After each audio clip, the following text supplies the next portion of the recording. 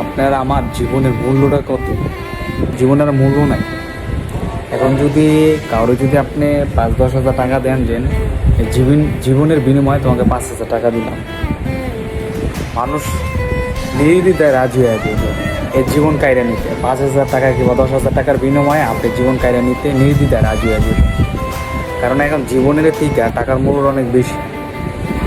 টাকার মূল্যটা বেশি কেন? যে দেশে আইন ঠিক নাই, এদেশে টাকার মূল্যটা অনেক বেশি হয়ে যায়। আমি এদেশে যদি কোনো ন্যায্য বিচার হইতো, ঠিকঠাক করে বিচার হইতো, তাহলে মনে হয় না মানুষের টাকার বিনিময়ে জীবন যেত, যদি আইন ঠিক থাকতো। মানে আইনটা হয়েছিল কি, বাবার কাইল্লা, দাদার কাইল্লা, নানার কাইল্লা আইন।